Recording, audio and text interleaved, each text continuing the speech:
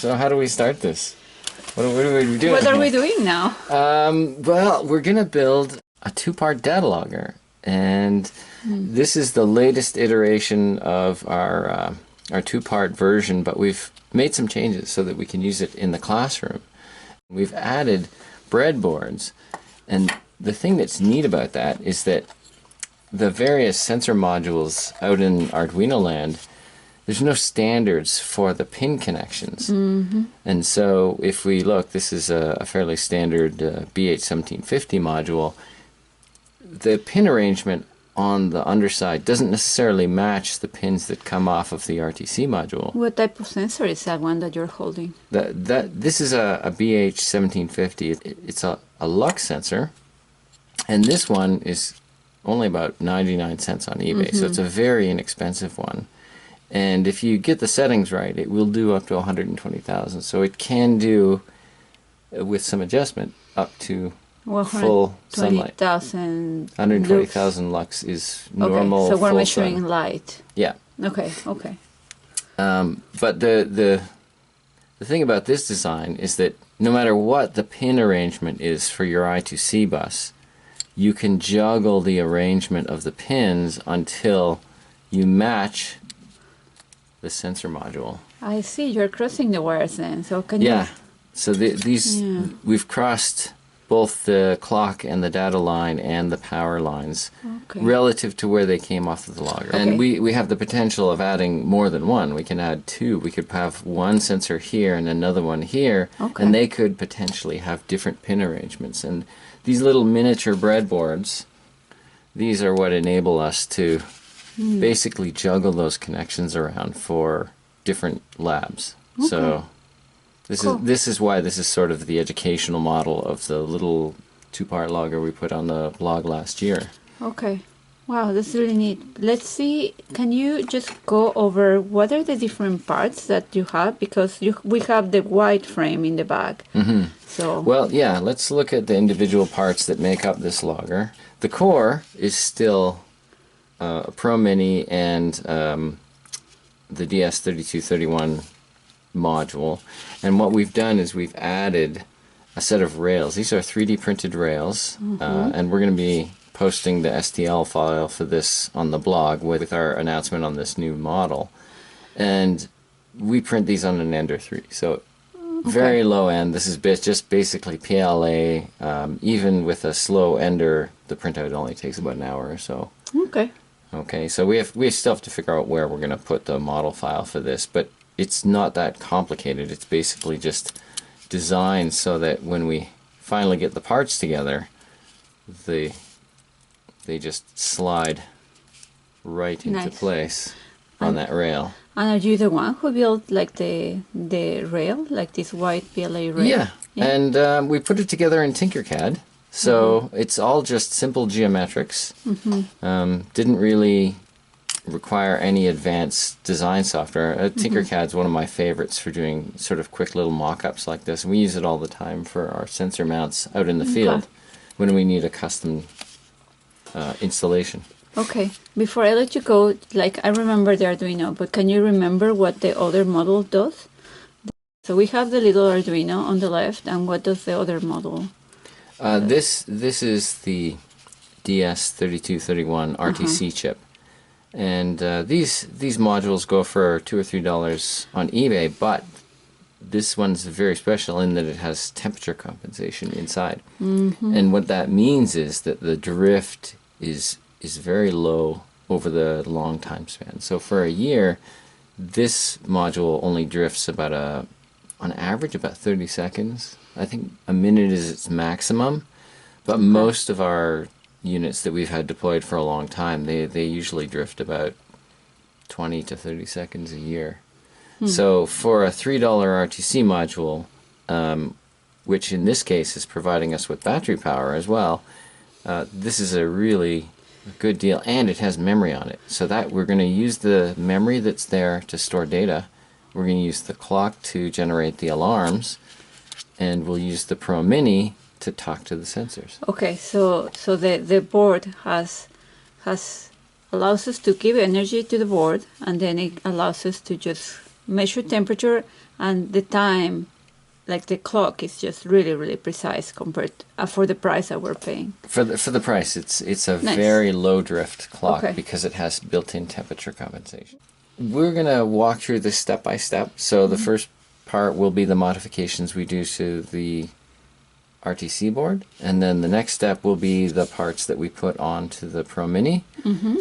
We're going to join these together into a logger with basically two components, and then we'll mount the joined logger into one set of rails. Gotcha. And then we'll add the breadboards and the other wires that we need to complete the whole build, Which will look which like... will look something like that.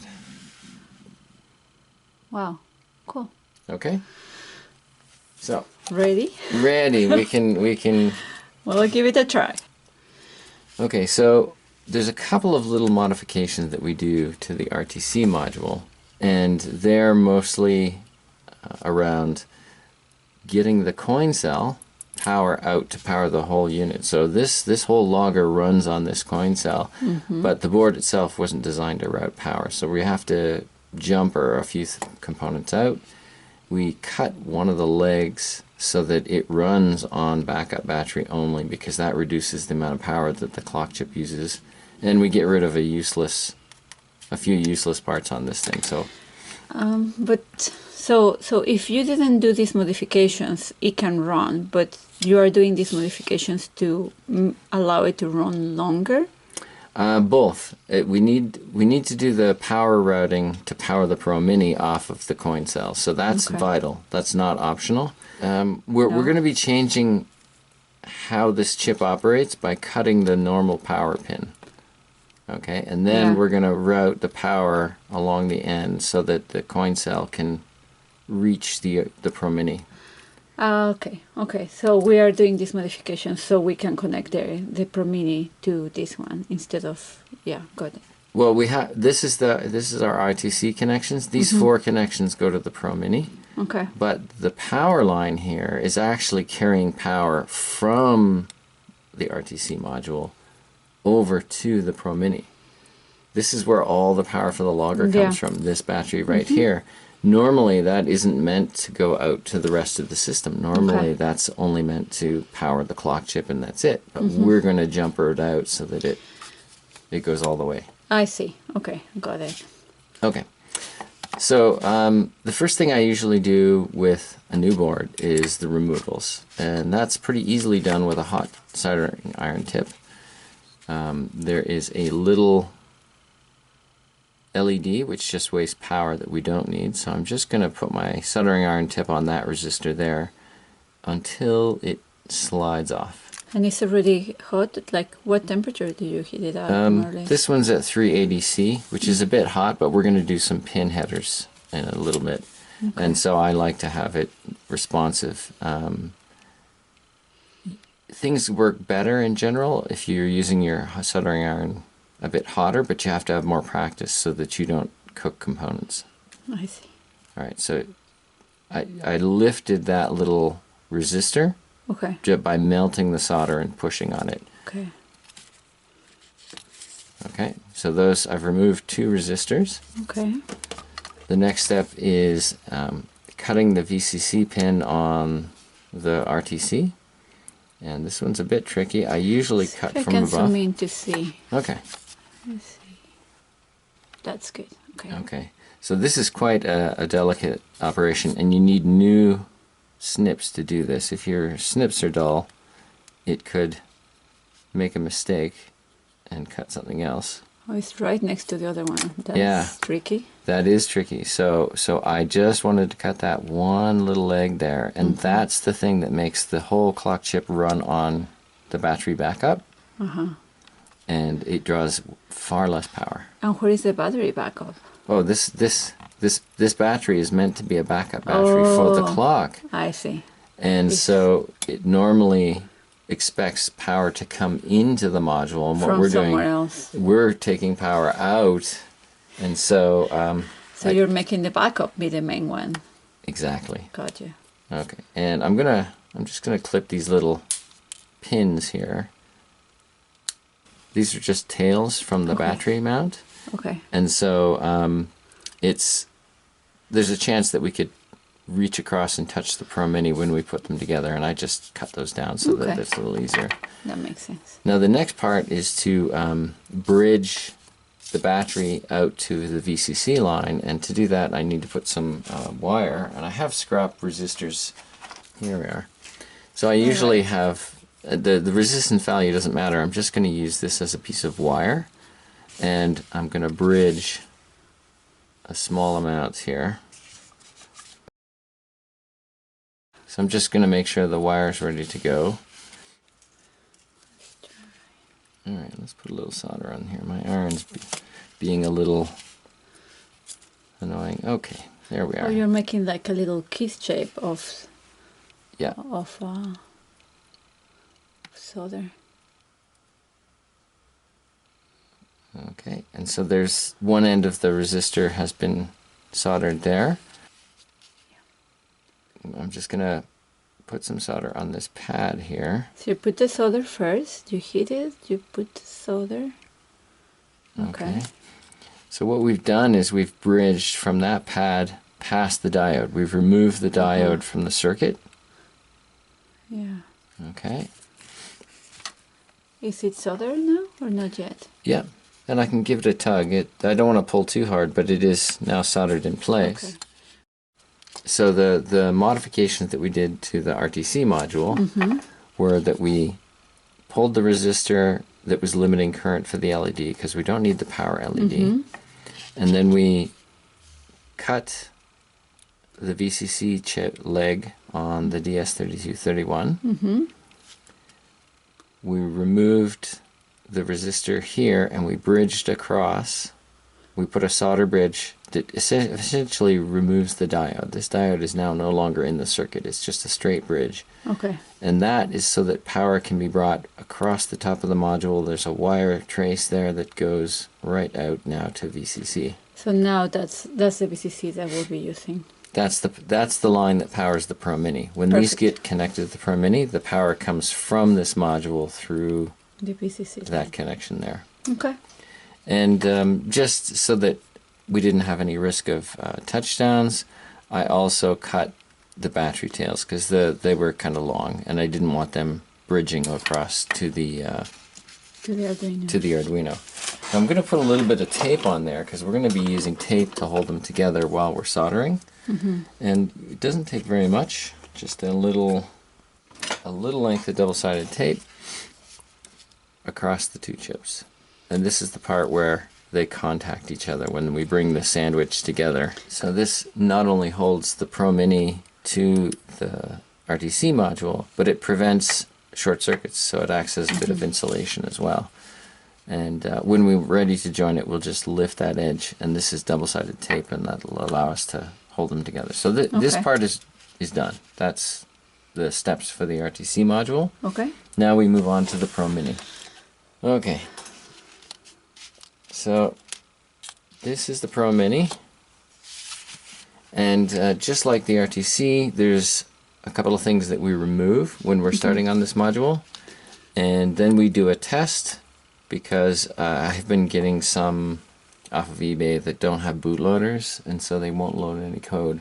So as soon as we get the UART pins on, we'll connect it to a computer and load Blink just to make sure it's working. So why do they sell ones that don't have bootloaders? So you can use them, but it's cheap eBay parts. Oh, I you see. know, the so quality, it's kind of... There is no quality control. I see. You're basically getting whatever, came off the line fastest and cheapest. Got you.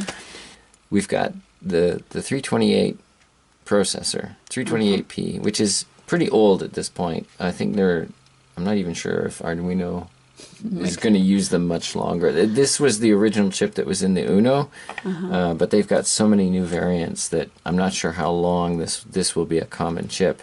It's already, I think, been discontinued by the manufacturer or something like that. Yeah. But that's the brain, right? That's the brain, and I like it because it's a very low power processor. But it's very low power compared to what people are doing with their wireless nodes and things now. That's what we need for the sensors. It's what we need because we want a long life on a tiny little battery. But anyway, so that's the CPU. We have a regulator here, which we'll be removing, and a couple of capacitors, and they're there to buffer, to smooth the output from that regulator. But we're going to be taking that off, so one of those will become an orphan. It won't be doing anything. The same with this. This is a diode, which feeds power into the regulator, and again, it will be just orphan. Yeah. And then we have a reset switch, and we're going to cut that off as well. So we're going to remove the reset switch, the LED power indicator, just as we did on the RTC module. The regulator is going to come off, and then we're going to start adding parts. But before we add much, we're going to add some pins so that we can test our board. So the first thing I do usually is remove parts that I don't need anymore. And the trickiest one is probably this little LED. Okay, and you have to get in there, and it's very small, and we're just going to melt it off. And it takes a little bit of time.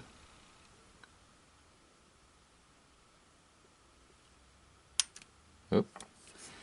Okay. Did you get it? It sort of came off halfway. This is pretty common. This is called tombstoning, when one end stands up, so I just had to pull it off with the tweezers. Okay. Okay. And then the next steps are to cut off the regulator and the reset switch. Okay. And as before, you might want to zoom in on this one because this is going to be pretty tight. The regulator has 2 pins on one side and 3 on the other. So just to make my life easier, I usually just clip the 2-pin side. One less step. Okay, so there's one leg I've clipped. And there's the other one, and this is quite tricky. Then you lift it? And I'll lift it, and I'll bend it until... Oh, looks like I didn't get it.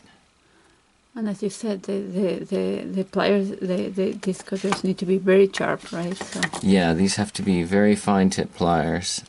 And then once it stands up, you can usually with your finger just wiggle it back and forth. Nice.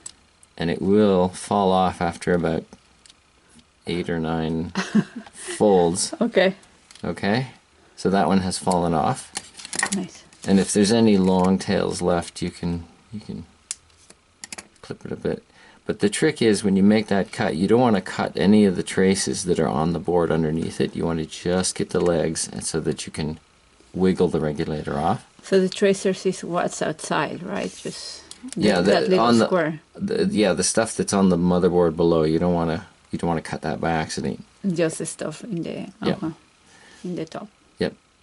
And now we'll pop this off, and this is much easier. But again, I'm sort of cutting it from above. One side, you lift it, and this one just fell off. Yeah, much easier than the regulator. The regulator's the tough part. All right, so now I will attach some UART pins to our board. So those need to be soldered, right? Those need to be soldered on, and then I'll put some risers on the various pins here that we're going to need for the Lagarde later. So I'll just flip that over. Usually I tack one pin down. You don't need flux or anything for here. Well, I have flux inside the solder. This is 0.6 millimeter rosin core.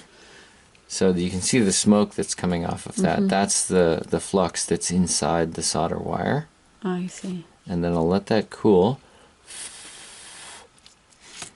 And I check to make sure it's straight. I don't want it to be crooked this way off the board. Okay? So if there's any gaps, you're trying to make sure there's no gaps. It's easy to get these pins the wrong way. Okay. And when you only have one corner in, even if it's crooked, you can remelt the corner and make it level again. So you do one corner and then you look. Are the pins straight on the board? Are they 90 degrees perpendicular to the holes? Okay. Okay? Instead of having them like rise up on one side and go down on the other, this is aligned. Okay. And then once I've checked the one pin, then I can keep going and just finish the rest of the header pins. Shouldn't you do the other side first, or it doesn't really matter, probably? No, I've checked the one, And that's enough. and I know the alignment's good. Once the alignment's good, you can just do the whole batch. And first you heat a little bit, like before, or Yeah. and So then the you add heat, solder. you apply the heat, and you apply the solder from the other side. And when it's hot enough, it will melt. I always struggle doing that, especially at the beginning. Well, that's pretty common. It takes practice, and you also get a sense of the timing for your iron and what temperature you're at. Why did we added flux before if we were using the same, or it was the soldering was different? Or did you finish? I pulled some solder off of my large roll, and it doesn't have flux in it. I see. Okay. So this little roll has flux in it, but Okay. I had the solder on the tip that had lost all of its flux, so I had I to see. put flux on the RTC Gotcha. jumper wire. Okay, so that has the UART pins, and I've been putting some of the side rail pins on. This is only useful later, but I find that it's easier to put 4 on one side and 4 on the other. So And we'll talk about what we use them for. exactly, but we need to have access to the interrupt pins because the RTC has to wake up the Pro Mini, and I usually break out all of the analog pins. In the labs that we've been running, we only use one of the analog pins, but they can also do digital. So Okay. the analog pins on the Pro Mini are multi-use pins. Okay, so I just put the header pins in, and I'm going to use a breadboard to brace them. Brace them is just to To keep hold them, them straight. to hold them. Ah, Okay. Smart. Otherwise, this is very difficult to do. But once you have them Smart. in a little breadboard, then Yeah, it becomes easy. So, as before, I'll do one, and then I'll check it visually just to make sure that I've got everything, and I'm put a little pressure on there. Let that cool, such a perfect kit. and then I can check to make sure I don't have anything crooked. They're all straight 90 degrees. And we're looking for gaps in between the board and the. That's right.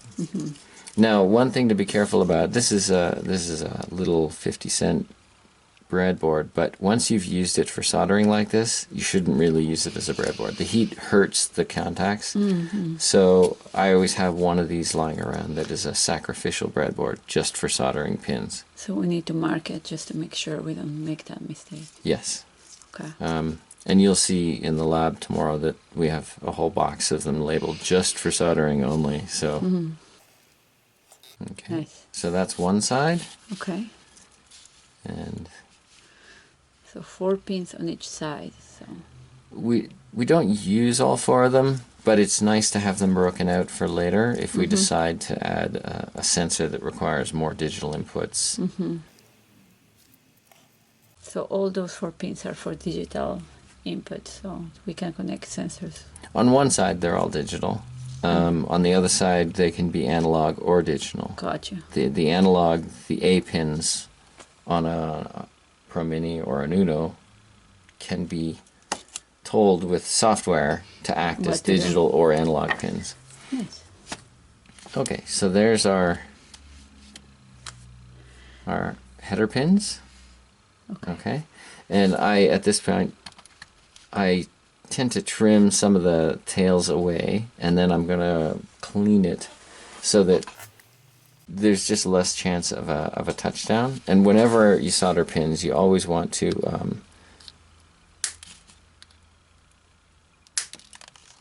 okay, this is something I have to cover with my finger because otherwise they will fly. We don't Right. want to be hit. So. I don't want them to go in my eye here, but Yeah, that reminds me, we need to use some kind of glasses, right? Yeah, well, I'm wearing glasses whether I like it or not, Okay. but you always want to have safety glasses on Yeah. when you're doing this kind of thing.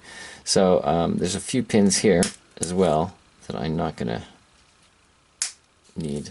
So I'm just trimming those flush, and now I'm going to clean them with some alcohol, cleaning the flux residue off of these. What would happen if you don't clean it? Flux is very hygroscopic, and so you don't want to leave it on your logger, because if your logger gets exposed to moisture, anything with flux on it will rust. It'll oxidize, and then it'll turn green, and then the electrical contacts will be lost.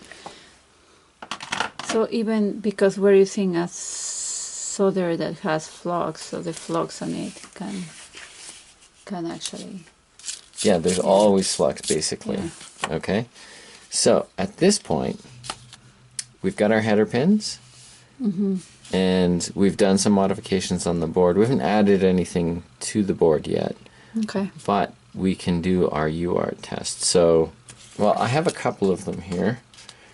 This is the one I tend to use most often. My cable's getting in the way here. This was the design from SparkFun, and I like it because it's got a very robust connector. Okay, so they're sort of my favorite ones. But in the classes, we usually use a CP2102, and this module does the same job. It's a UART as well, but the students have to make a cable, and so we want them to have some experience working with DuPont cables, and Okay. so this gives them their first chance to do heat nice. shrink and to make a custom cable, because the pin connections off of the CP2102, they don't match the Pro Mini. Okay. And so it's an excuse to do a nice little exercise. And these are also very inexpensive. I think they're about 99 cents each on eBay. Okay. So that's the UART the students tend to use. Let me zoom in on that so that I can see that. Can you bring both of them just to see Okay, let me just set them cables? down here. Yeah. And that way we can see the difference between both of them. It's really nice that the students will be able to use their own cables, and I like how you can. It helps you to think about what connections are actually needed. So. Yeah. All right. And there's also driver issues. We've had lots of issues with, especially Macintosh computers. You never know which of the chips is going to work Okay. nicely with the Mac OS, depending on which version of it that they're running. We've had more luck with the CP2102s than the FT232s, which is the chip this one's based on. Okay. But that varies depending on the model, which USB ports they have. Okay. So there's always a bit of a struggle setting up a class based on this logger, just getting the laptops and everything connected. And this model is what we're going to be using to read our data and the sensor. And just basically this is how we'll communicate with our Arduino, and just to really run. But, again, it's about the driver issues and the UART. That's where the problems are. The IDE tends to work fine every time. The programs work fine. The Pro Mini works fine. Getting the hardware for the UART tends to be the biggest stumbling block. And remind me, what does the UART stands for? Universal Asynchronous Receiver Transceiver. Okay. So this is the chip that communicates between the computer and the Pro Mini. Okay. Let's just assume we've done our test, and I'm going to move on to the parts that we add. So we finish the build up. So. Yeah, so we'll finish the build here. And the first thing I'm going to assemble for that attachment is the LED. So we put an indicator LED. It's just an RGB. Which means red, green, and blue. Red, green, blue, common cathode. And to do the soldering, I'm going to need to move this to a clamp. We do a couple of little modifications so that we can connect it to the right pins. So the first thing I'll do is add some flux and some solder, and I'll just tin these pins. Which tinning is just adding a tiny bit of solder, just like... Yeah. All right. And then I'll cut that down. So we want to attach a resistor to the ground pin. This is a common cathode, so the ground pin is common, and I'm going to put a wire on the red pin, which is that one at the end. How do you know the order? I've memorized it. Oh, I see. The pin lengths will also tell you, Okay. but you have to memorize that. So it's a question of just memorizing how the layout for the LED you're using is. I know that this one is red, common ground, green, and blue. Okay. And I'm going to use a 1K resistor on the ground line. And this is just to limit the current. Normally we light the LEDs with input pull-up, which uses the internal resistor inside the processor to limit the current. But if the student forgets, you still have to have some sort of protection on the ground line so that you don't get excessive current. So this resistor will take that role. Yeah, this is just basically a safety to make sure that we don't have to worry too much about overcurrent on our digital pins that are driving the LED. So there's our 1K ground. Does it has to be 1K or? Nope. Could be a little smaller, could be a little bigger. Because we're using pull-up resistors to limit the current through our indicator LED, it doesn't actually affect the brightness very much. Okay, so there's the red. Ah, you're soldering the right. Oh, got you. Okay, and so because we have to run this around to D9, we're going to use D9 for red, D10 for blue, D11 for green. And the reason I'm using those pins is that they have pulse width modulation on them. Okay. And so you can mix these colors really nicely if you use those specific pins to drive your indicator LED. This LED is going to be in their Arduino model, correct? It's going to go on to the Pro Mini. The Pro Mini. Yeah. Yeah. Gotcha. Okay, so this is really just our preparation, and I'll need a little bit of heat shrink. And I'm just going to prevent these from contacting each other with a tiny little length of heat shrink, because they're folded quite close together. Yes. And any bump sounds like looks really. Yeah, I don't want them accidentally touching, so I'm just going to put some heat shrink up there. I was wondering how would you put that thing in if you really. I see. It has to go all the way to the top, right? So they don't touch. Yep. And this is a little tricky here. There we are. Okay. So I don't want the ground pin to accidentally connect with the red or the other colors. So I'm really worried about the ground pin. That's the one I want protected from touching. So you'll kill your poor logger. Yep. So there's our LED ready to attach. Okay. And I'm going to make one other extra component that's going to be combined. A thermistor and an LDR. And it requires the addition of a capacitor and another resistor. So there's our 10K LDR. Okay, and I'm going to use a 104 capacitor. The technique that we use for reading these resistive sensors is quite advanced, actually, but it has the advantage that you can get almost any resolution you want because it's a timing-based method. Okay. Okay. So this is LDR. Is what do we measure with this sensor, with an LDR sensor? It's a light-dependent resistor. Okay. So it's a light sensor, and this is a 300K ohm resistor. So those are, sorry, just 300 ohm, not 300K. It's just a limiting resistor, and we're going to bundle these together into a little bundle. So we connect all the ends together. It doesn't matter if they touch each other? No, they have to touch at one end. We don't want them touching. But not in the middle. The middle doesn't matter. Like you're holding I guess doesn't matter. This is just to bundle them together. That's right. We'll pull it Okay. apart after. But I have to, first I have to solder the ends together. I see. Okay. And, Sorry, I didn't know where you were going. Yep. Okay, cool. Just twist the wires together.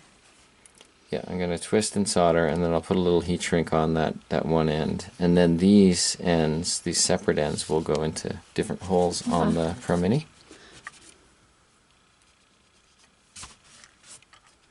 So that was some flux again.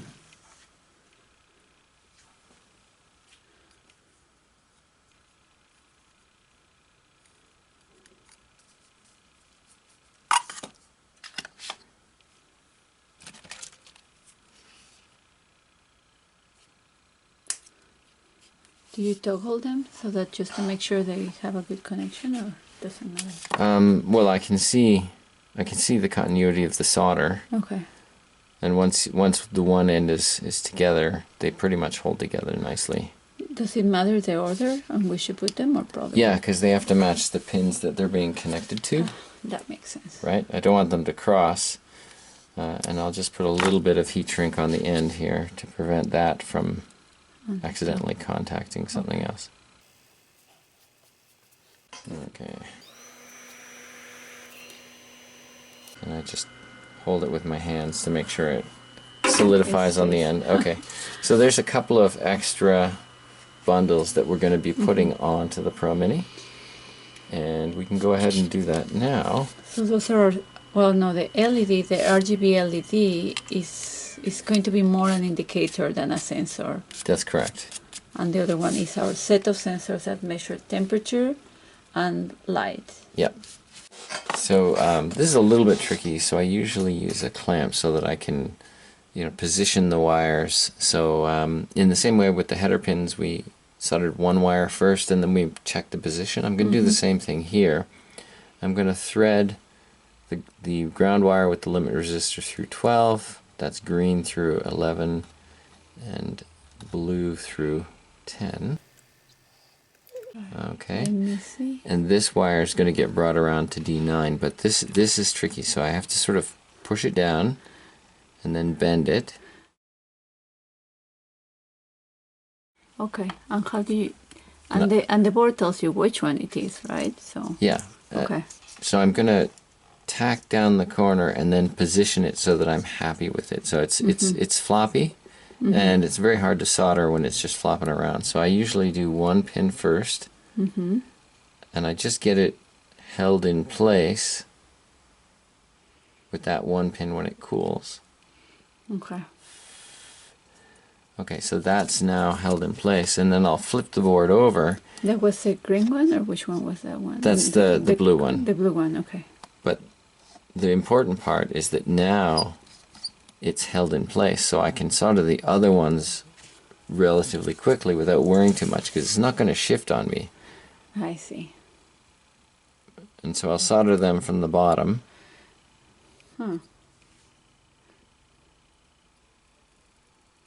It doesn't matter that if you solder on the bottom or the top, does it? Okay, so with the pins soldered from the one side, I can just clip the tails. Okay, and we're going to bring the other one over to pin 9, but I'm not going to do that until I get the temperature sensors on. So now I flip it back over, and we're going to do the other side. So I'm going to turn the board so we can see that side.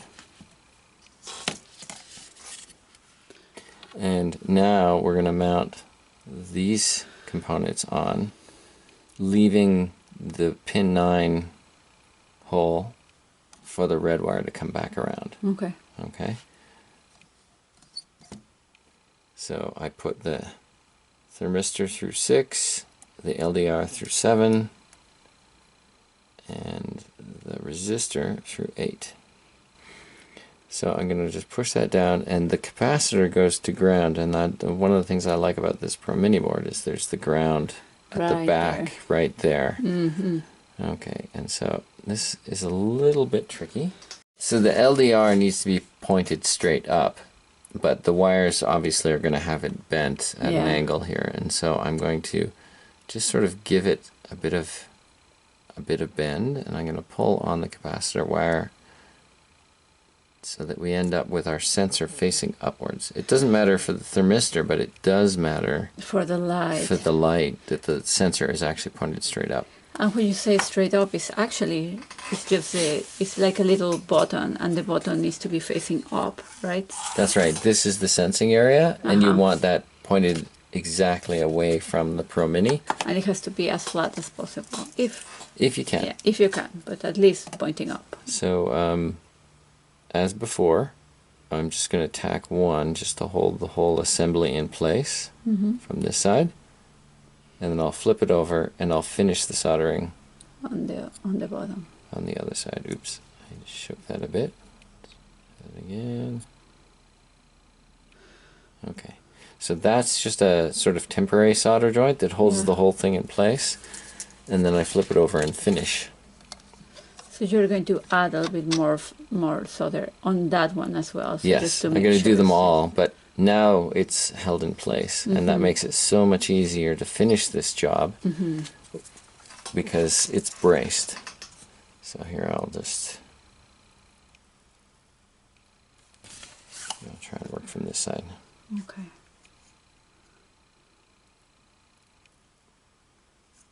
Okay, there's one. Pull that up.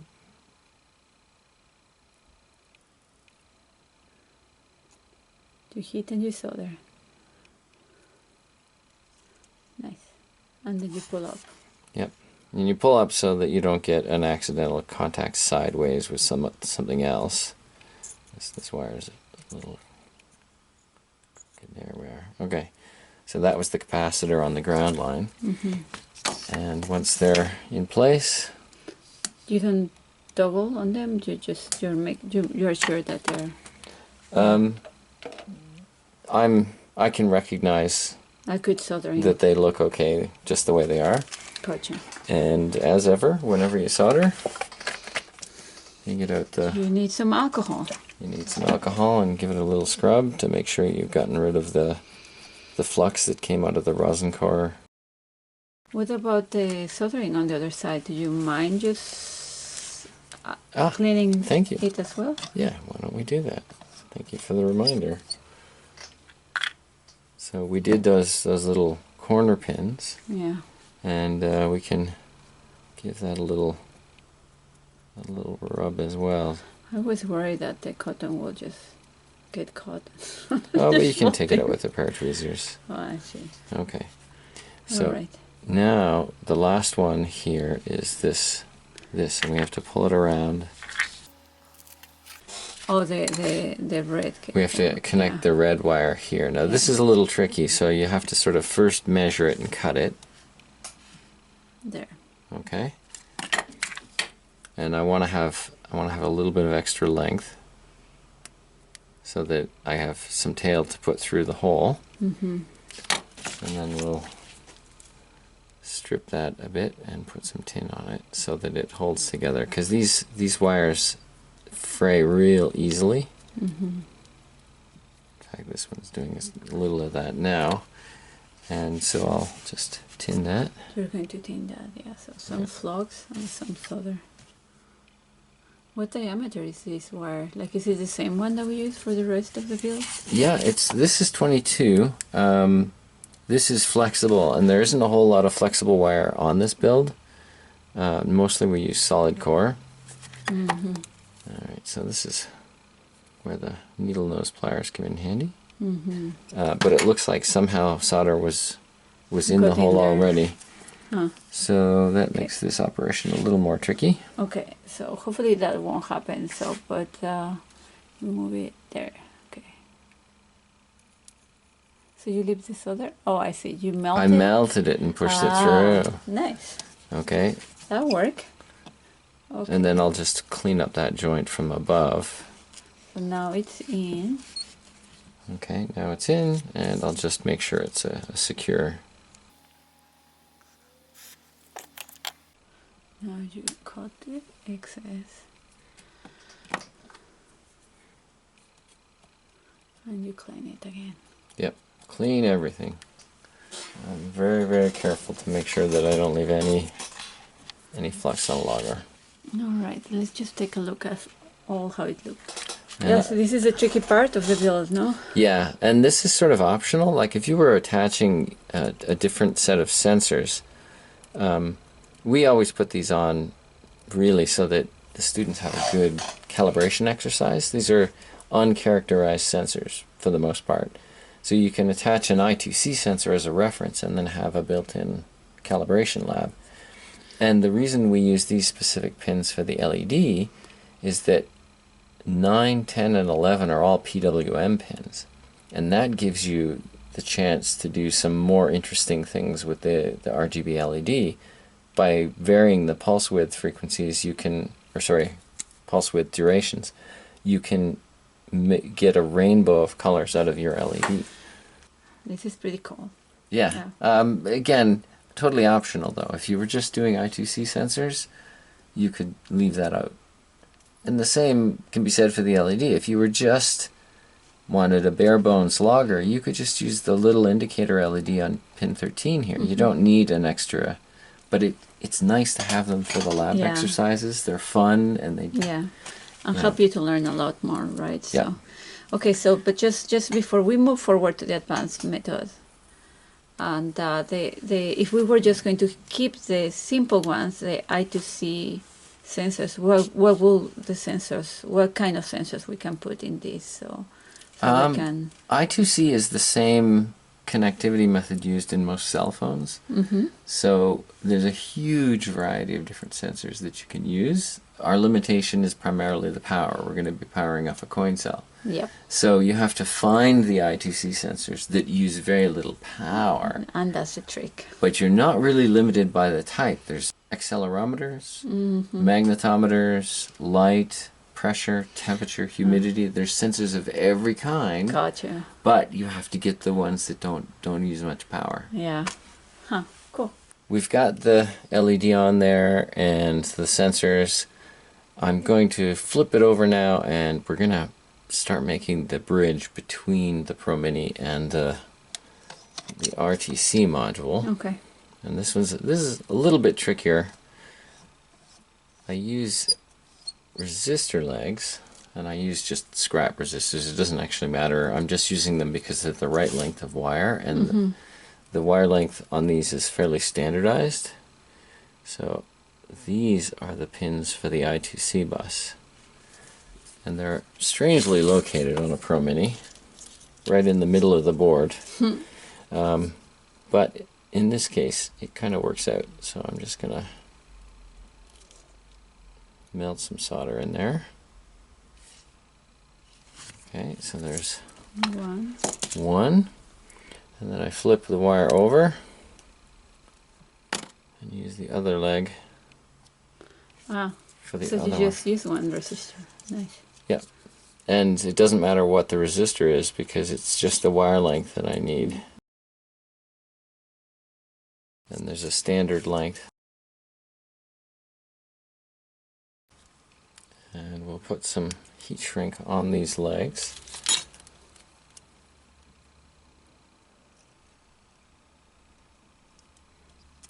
So they can cross each other because the connections need to cross.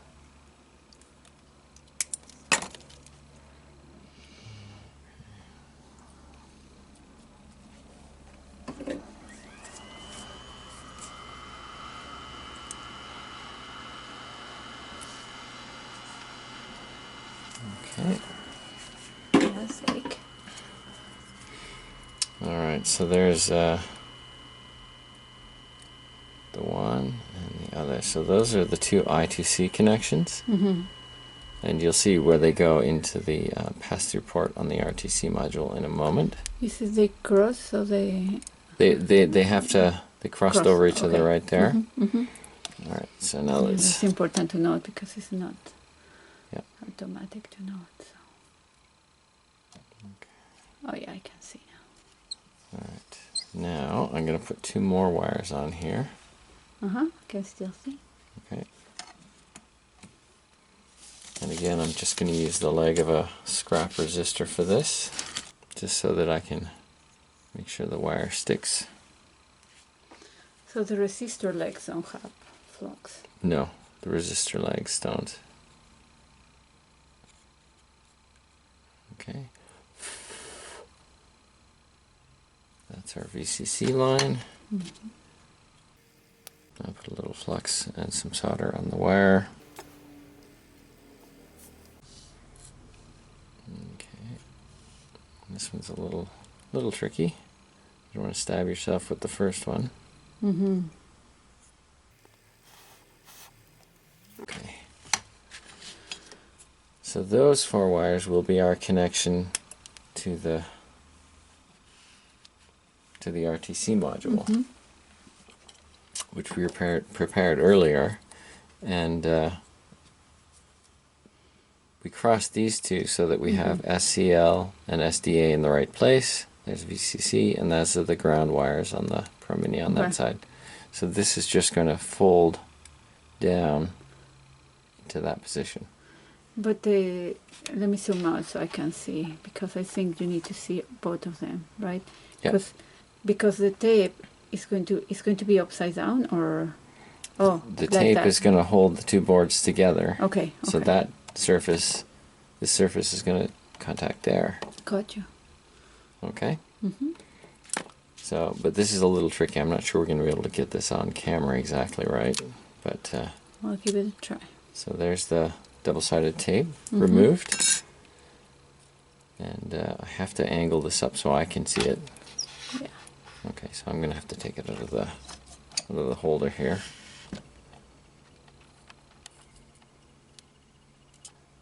I just thread those are the 2 long wires, the VCC and ground. Okay, and there's SCL and SDA, and that one's quite tricky Okay. to make sure you get them through. Especially the short ones. And it looks like the ground wire has a bump on it, so I'm going to have to pull that back a little bit. Oh, a bump of solder. Yeah. Yeah. There we are. I just moved it so that I could bring these 2 boards together. And this is quite tricky. You have to sort of get your alignment as well as you can here. Uh-huh. Okay? And then press them together With the tape. with the tape. Okay? Okay. So this That is, looks good. you're trying to basically get them right aligned over each other. Yeah. Okay? And then once you have them held together with the tape, we can put it back in the vise. Mm-hmm.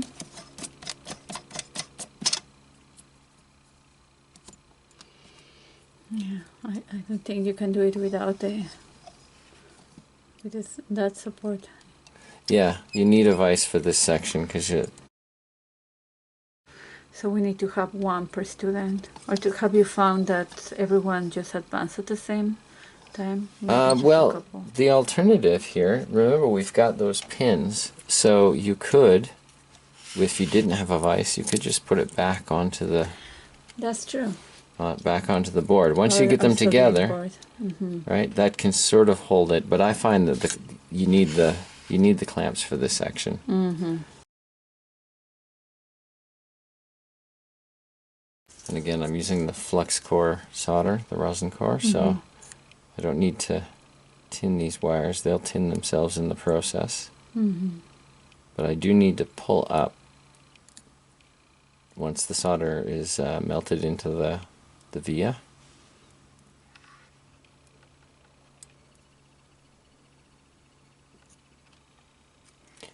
And when I solder these 2 long wires, I'm going to solder them, I'm going to pull the solder all the way up because we're going to put a capacitor on there.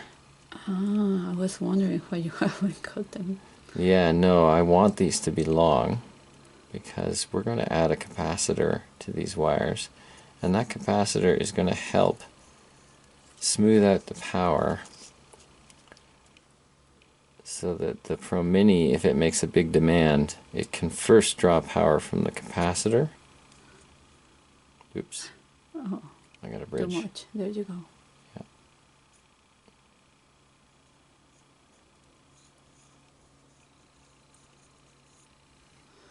Okay. Okay, it looks like I still have to pull some of that.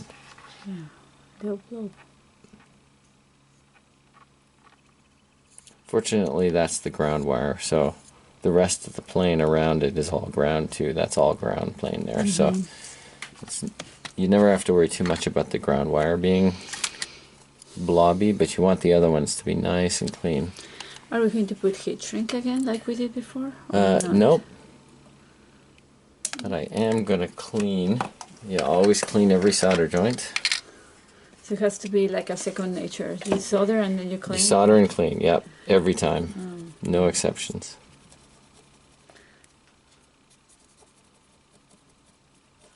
Yeah. All right. All right. Now I'm going to fold these wires so that we can get the capacitor in there. Alright, I'm just going to bring that back. I'm just positioning them so that they're already in the right physical place and space for the capacitor that we're going to put there. Okay. Alright. So capacitors that I use are these 108Js. It's a 1000 microfarad. Microfarad. I think so, yeah. Can you get it a little bit closer? There you go. Okay. Yeah. And they're meant to be soldered onto surface mount boards. So I'm going to have to tin the little ends so that when I bring them to the wire, it's more easily done. Okay, so I'm going to first put some solder on these. You put flux before. Yeah. Yeah, I probably put too much. I'll clean that off as well. But I'm just pre-tinning the end of these things so that it's easier to work with. Alright, and I just make sure I haven't added too much flux. It's real easy with these tiny parts to just end up covering them. How would you know if you added too much flux? You can usually see it. Because it just looks too... It leaves a sort of discoloration on the surface. I see. Okay, now this kind of capacitor is special in that it's polarized, and the bar on the one side. Closer so I can see. Okay, the bar on the one side indicates positive, and that's the VCC line. So I have to first make sure I have my polarity correct before I turn it over, and then I can flip it and solder it to the wires. Okay, so now I just have to pull these wires up. It looks a little tricky. And it is a little tricky. Technically, you could run without this. The logger still works reasonably well without it, but it just provides an extra amount of safety in terms of the power. It keeps the coin cell from working too hard. And so it extends the lifespan, I found, by about 30%. Oh, that's perfect. That's great. Okay, so now that's the wire we brought up from the ground. Okay. And then I can just trim. Capacitor, we've just connected the RTC module to the Pro Mini. And so that's the major connection between the 2 points. Okay, the I2C bus. And we have now, I usually pre-tin the pins that I'm going to be soldering to later. And we have one more jumper. We need to connect the D2 interrupt pin to the alarm output from the RTC module. So I'm going to work on these pins here and just tin them all up. And then we'll run the alarm jumper. And it's going to be the alarm for what? What would we be? To wake up the logger. Oh, the logger has to wake up and take readings. The clock sends those wake up signals. Okay. And this is one of those things that's hard to do. I can't do it when it's vertical. Yeah. Give me a moment here. All right. And then we'll have to flip it over and do the other side. Now, if my iron is good, I can usually tin these pins just with the flux that's inside the solder. So let's just see if I'm having a good day here. All right, yeah, that's all right.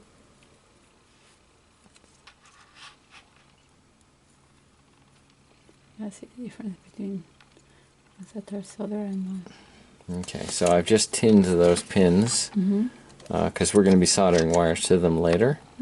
And since we're here, it's easier to do this at this stage.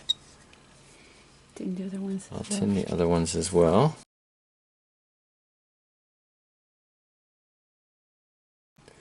Alright, and now we will do the RTC pins. And I'll have to bend these pins as well, because once they go onto the rails for the logger, they have a physical orientation that needs to be changed. But for now, I'll just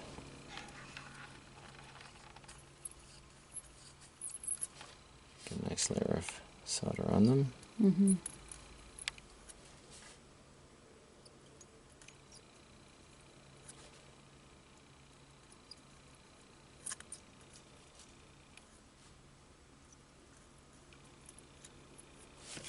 Okay, so we've tinned those.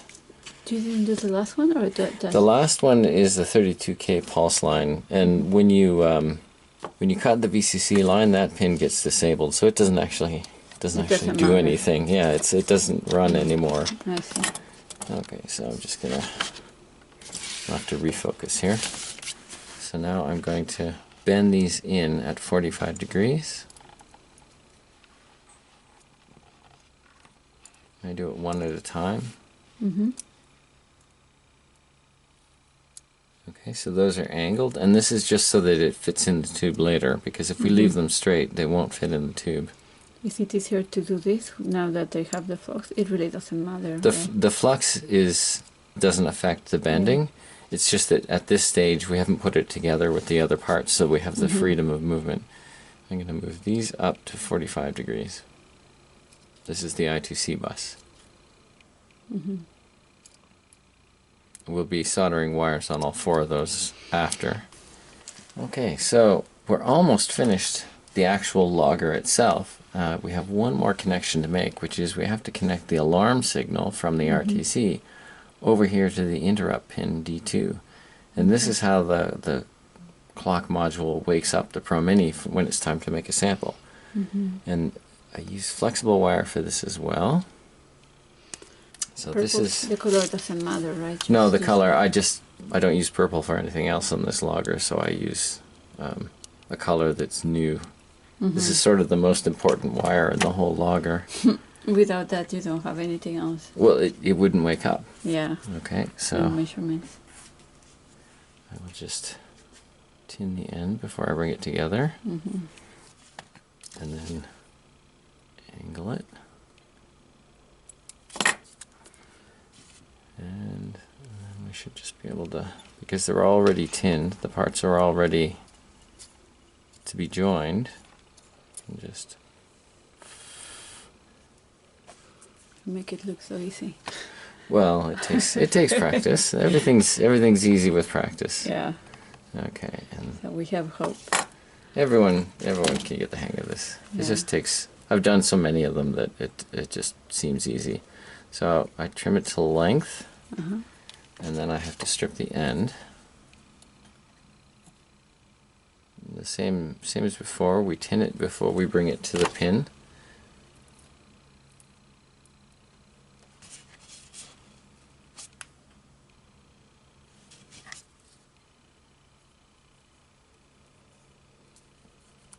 This can be tricky because you don't want to burn your fingers, right?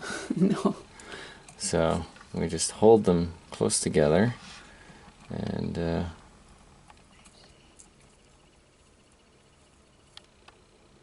Nice job. oh, it shifted out of the way, Yeah. which sometimes happens. It's quite tricky to hold these just right.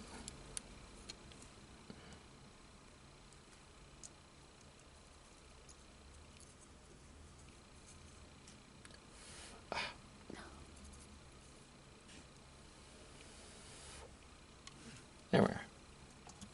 Nice. Okay, so that's the alarm line that carries the wake-up signal to our logger from the clock. Putting it below so it stays kind of Yeah, just safe. tuck it out of the way. Okay. So that is the fundamental logger itself. Everything else that we're going to attach is basically making it easy for us to get sensors and things onto the logger.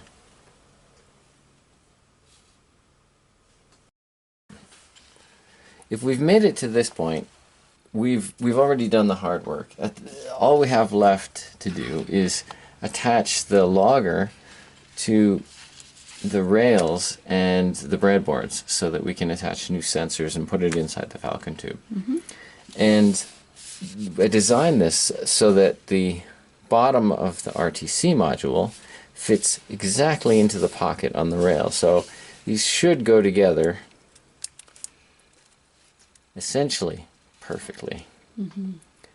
And when we flip it over, yeah, exactly, you can see that there was a little space for the capacitor that we put on there, the rail buffering capacitor, and the holes on most of them should line up with the holes on the RTC module. And the reason why that's important is that if you have a good one, you can just put a zip tie through and hold it into place. So I'm just going to, because you have to sort of wheedle it. But the idea, if it fits, some of them are too small. Looks like this might be one where the holes are too small for my zip ties. Yeah, these ones, it looks like the holes are too small.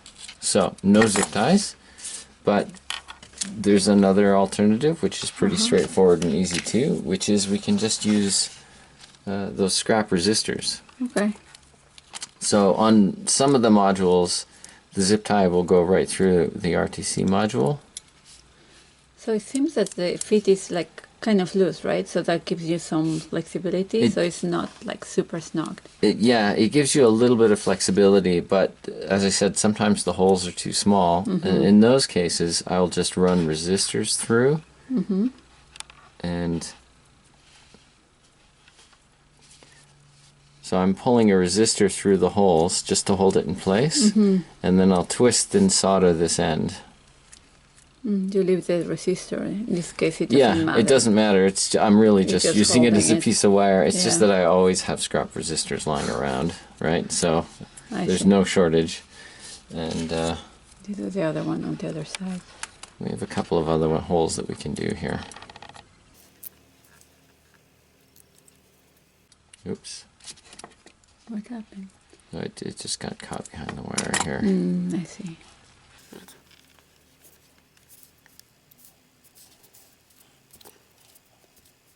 This could be any piece of wire. It's just that, as I said, I have I have no end of scrap resistors that I can't be bothered to measure and put back in the box. And I'm only using these because the holes on my RTC module are too small for the zip ties. Normally the zip ties will go through, but this one just happens to have very small holes. So, all right. All right, can you turn it upside down? So, well, the other side, just like that, so I can see. Okay, so there it is. It's tied now to the board. That's what we just did. Okay. And I'm just gonna put a little. That's a lot of flux. Here's a little bit of flux on here, and we'll solder these bends closed and trim away the excess. Okay, so as I said, normally I can fit the zip ties through, but this particular RTC module didn't have enough. So it was not really the board, it was the RTC. It was the RTC module, yeah. The holes were too small for the zip ties that I had, so in that case, I can just... And you just fold it, so... Yeah. Okay. And that's just holding it in place. What I'm curious is about how did you make room for the capacitor? You turn it upside down again? Yeah. Yeah. I just... Oh, you just made left a a big hole. swell. Okay, okay, got it. Okay. Okay, that's pretty crafty. Alrighty. Nice job, Ed. Well, I'm quite proud of this little design, but this is really, this is the part that I am most proud of. basically, if the 3D printer worked the way it was supposed to, you can just pop the breadboards in. I tried to size it so it's snug, and there's a little bit of camber on these mini breadboards. Sometimes you have to get out a pair of pliers and persuade it a little more strongly. Okay. There we are. Okay, so there's our breadboards, and these are from a system that uses something like a Lego type backing board, and we don't need those, so we can just cut these little nibbles off here. Okay, and the idea is you want to be able to put your logger down on the ground and have it sit, you know, stable. Basically, you just want it to be in place so that it won't rock around when you're connected to it with your computer.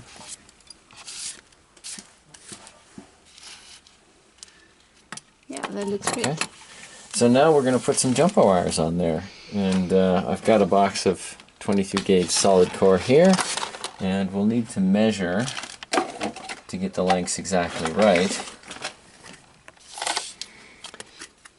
And you need 15 centimeter wires for the long jumpers, and then 3.5 centimeter wires for the small jumpers. So I'll do the long ones first, because that's kind of the most complicated one. Can you show me with the ruler? Where do you measure the... Or maybe it will be easier once you cut the wires. It's just 15 centimeters. I'm just taking a 15 centimeter length here. Yeah, I know. So one of these wires we bring back to the analog A3 pin, and the other long wire we bring back to the D2 pin. So I will strip one end of each of these wires. So I cut about 7 millimeters back. And I usually put the analog, the green line that goes to the analog, in the far breadboard. So I just insert it. You don't have to tint them or anything like? No, this is a breadboard. That's okay. Okay, so. And these are the wires are like a core, like a solid core. Solid core. Thank you. That's right. So they're very stiff. Yeah. And we have holes through the system here so that we can route them. So I'm just going to put those two wires through. And you said the green takes what and the blue what? I'm going to attach green to A3 and blue to D2. Okay. But routing it like this just gives us the length. Okay, so they've been put on the farthest hole so that I want these wires to be able to reach anywhere on the breadboard area, which is why I'm putting them in the far holes. We'll move them after we've finished the routing. But on the other side, okay, we're going to fold that down and then use a zip tie to hold it in place. And I know these holes are going to be the right size because you've made it. I made them with the 3D printer, unlike the RTC holes, which can sometimes accommodate zips and sometimes not. I'm basically just going to use this as a hold down for these wires.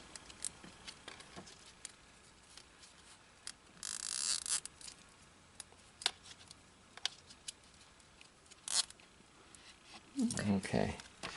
So that's the green and the blue wire. Okay. Held down. Can you turn it upside down for me, please? Okay. Okay, nice. And I'll trim the tail.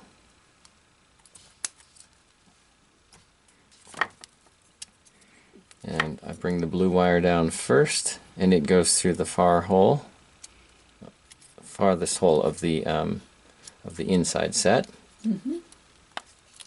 Okay.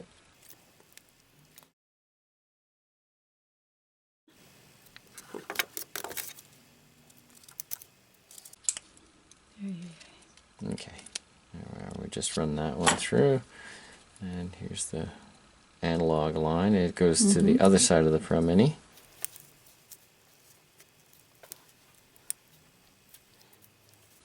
Okay. Okay, So blue goes to the digital side of the Pro Mini and green goes to the analog side. Mm-hmm. We flip them over, and I'll need to use the device again to hold it while I do this, but basically there's the analog A3 pin, Mm-hmm. and I just roughly bend it into the length it needs to be so I can trim it. Okay. Okay, and then we'll strip that wire and solder it. Okay, I get a little flux and some tin.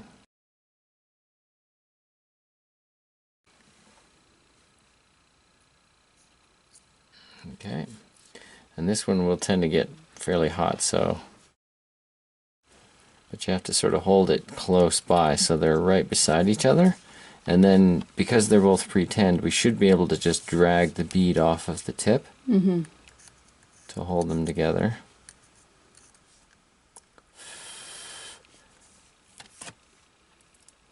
And sometimes the insulation melts a little bit, so you have to be careful there. And I'll just trim the excess. So there's the analog A3 pin broken out onto the breadboards. Okay. And we do the same thing on the other side with the D3.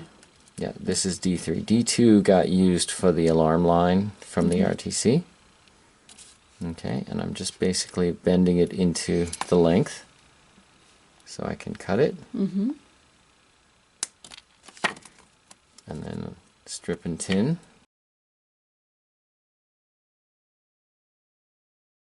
So now there's solder on the wire. Mm-hmm.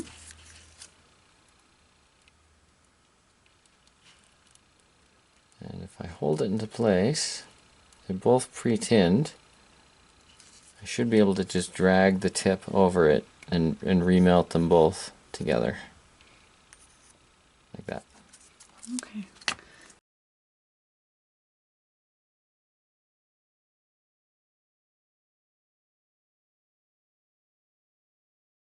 Now I'm going to reposition these two to what I consider to be the resting state. So when they're not being used, they get pulled over and put in their home row, and I just fold that down because the first 4 wires on the breadboard will get used by the I2C bus. Okay. Okay? So that's 1 analog line broken out and 1 digital line broken out onto the breadboard area for labs that involve reading a potentiometer or something like that. I find that using the analog on the end is better because those tend to be fairly large devices. Mm-hmm. And remind me with the breadboard, what is the connections? Right, the connections internally follow this Gotcha. line across horizontal. So all of those are connected, all of those are Gotcha. connected. Okay. Okay. Thank you. And now we're going to jumper from the Pro Mini logger and RTC pins down onto the breadboard. We're going to carry the 4 I2C bus wires down. And that takes 3.5 centimeter wires. We might skip this one because it'll take a while for me to cut these, but basically I need 2 yellow, 2 white, 2 red, and 2 black, all 3.5 centimeters in length.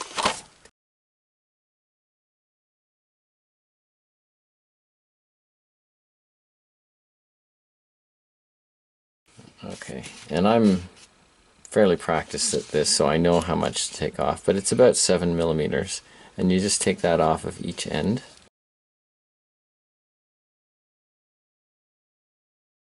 So maybe something that we can have some pre-cut wires for the students, right? So if they get behind, maybe. Yeah. Yeah. Although, you know, being able to make jumper wires is fairly useful as a skill too. So it's always a question of giving them the skill rather than just allowing them to finish. Yeah. Yeah. But it's a call you have to make when you design a lab. Okay, so the first 4 jumper wires that we're going to do are the ones for the I2C bus. Okay. And we've got, if I remember right here, Yeah, we should always use as a model the other build, right? Since Yeah. Okay. So there's the clock, data, power, and ground. We're going to do the same thing here. And I find that it's easier to do this with straight wires first and then bend them into place after the soldering is done. So I'm going to first just tin one end of these guys. I guess I can do it one at a time. So there's my yellow wire. I'm just going to put some flux on it and a little bit of solder. And our yellow is always, these are standard colors, right? Every time we see No, yellow? these are my standard colors. Gotcha. When I do an I2C bus, I always use yellow for the clock.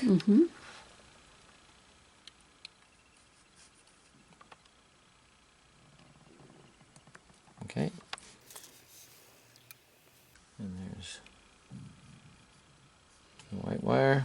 And if you do this quickly, it doesn't burn your fingers, but it's real easy to hold it too long. Yeah, because they're so short, right? So. Well, the heat goes up the wire, so I'm probably, I would use a pair of tweezers or something to hold on to these so that you don't burn your fingers, especially when you're just starting out. I'm making it look easy because I've done it so many times, but Yeah. it is also easy to burn your fingers.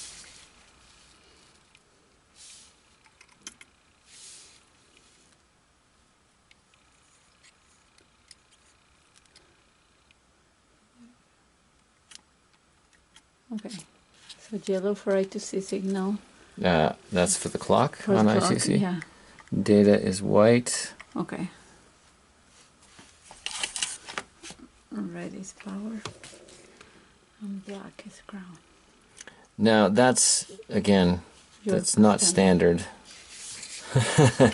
Europe uses different colors for, like, I was in the UK and they use blue and brown instead of red and black.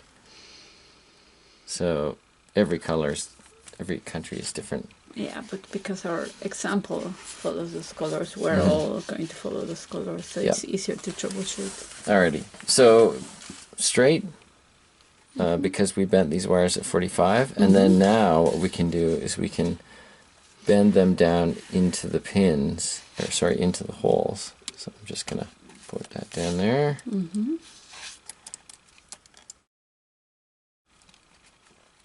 Sometimes it's, this one doesn't want to go. There, There. Nice. And you want there to be a little bit of extra wire so that we can juggle these things around later. So you don't want them too tight. No, I've cut these specifically a bit long just so that later if we have to move the I2C pins to different holes, we can. Gotcha.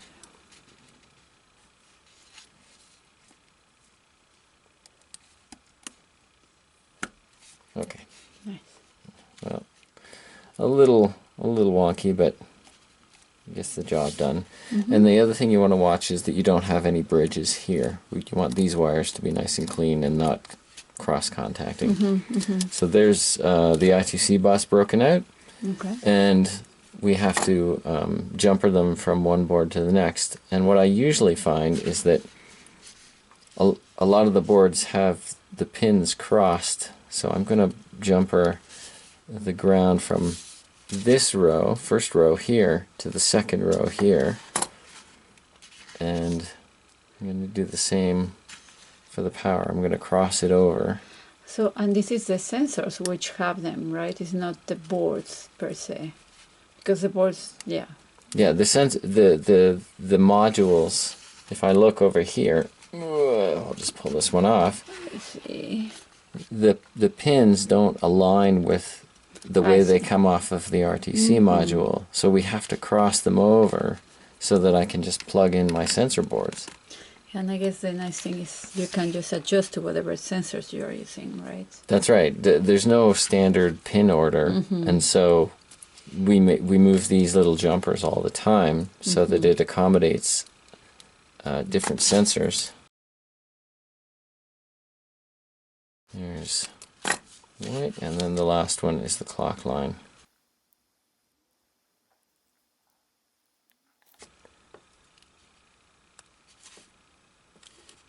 This just doesn't want to go in. These are brand new breadboards, so they haven't been worked in yet either. And so there we As are. you said, working is that nothing, no work has been. The springs are a bit stiff Okay, inside the breadboards. I see. But at that point, that's it. Yeah, can you pull both of them closer so that we can see?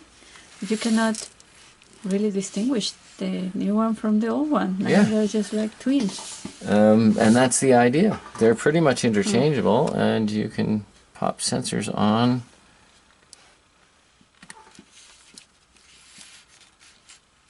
On the breadboard area. So that's the whole logger. Wow. And the only thing is just you put it in its casing, right? So it's just ready almost to deploy? Yep. And so now when you want to deploy it, you have a Falcon tube or a centrifuge tube.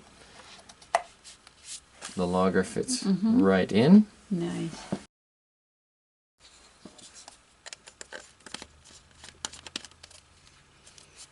Wow. Okay. And Nice. there's our logger. Cool.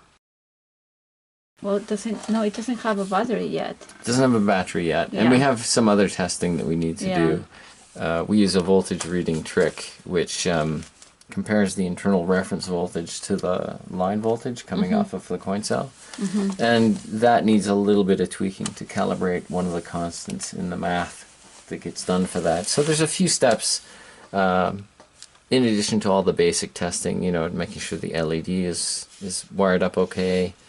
So we have a set of run tests that we usually do to these, just to make sure they're all happy and operational. But that's it. That's essentially the whole logger. You know what we forgot? Just to finish cleaning the last set of soldering that we did, I think, for the pins, maybe. Well, we can. I had forgotten. Mostly those ones get so hot that they burn all the flux off. Okay. But yes, we can go over that as well. Also, this isn't a connection on a tiny little breadboard. These are monstrously huge.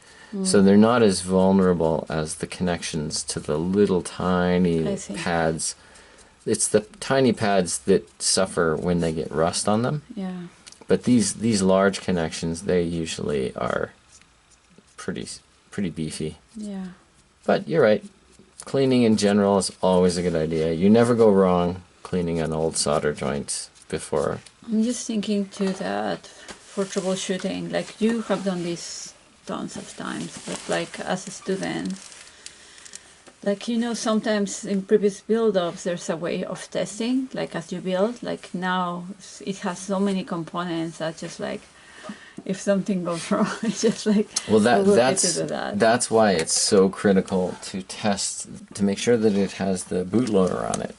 So before we get to the point where this is assembled, you want to be, you know, making sure the Pro Mini is operational, because it's so many steps and so much time. You don't want to put the time in unless you know you've got a working logger. Mini. Yeah.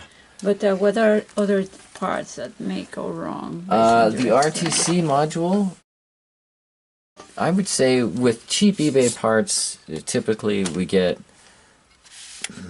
maybe 1 in 10, 1 in 20 part is bad. So I will sometimes get a breadboard, a different model, and test the RTC modules before they go to the students. It's pretty common to get a bad temperature register on some of them. I don't know if the chips themselves are recycled, like they've been pulled off of some other device and put on these boards, or what. I don't know the provenance of these things, but yeah, it's not unusual to get a bad set of them or something. Yeah, 1 in 10 bad parts, very common. 1 in 20 sometimes. Like the first part is usually just bad; it won't run at all. The second part has some slight irregularity. It's still operational technically, like the RTC modules with bad temperature registers. They're still operational, but they won't keep good time. Yeah. So I reject those after testing as well. So I test the RTCs before they go to the students. And as soon as they get the UART pin, we test the Pro Mini will load blink. Okay. Those are really the two most important tests. And after that, it's just the connections that you visually inspect to see that that there's no bridges or anything. Absolutely. And, you know, if they're just learning how to solder, it's easy to get a cold solder joint. That's not common for me anymore, but I still occasionally get one because I'm in too much of a hurry. And it looks perfect, but there's no electrical connection. Yeah. So it does happen. The multimeter will be key here, just to... Probably a more common error would be getting little bridges, like having a little blob of solder that just reaches over and touches the pin beside it. That's what I would say is the most common, especially like here. It's really easy for a student to have a bit of solder bridging from this pin to that pin, or from one of these two pins, like just an accidental connection. And that we see fairly Can we put heat shrink on this part? So maybe, I don't know. We can, but it's actually quite difficult. Yeah, you're right, because you're soldering and they're so close to each other. You have to let it cool down first. These wires conduct so much heat that if you had some heat shrink on the wire before you started, it would shrink to where it was. So you have to do the soldering, let it cool, then put the heat shrink on, because there's enough heat conductivity that they'll melt the heat shrink before you get it in place. Okay. And, you know, if I wanted to, this is a little odd here, but I could, you know, just sort of physically move these apart. Just so that they're, you know, well separated. Yeah. All right. All there right. we go. Yeah, that's basically it. We're done. Well, congrats. If you're a student and you made it so far, it's just like, well, just... Yeah, Yeah, now the labs begin. Yeah, exactly. Now we can start. All right. Thank you so much, Ed. This is great. Ah, This is anytime. nice.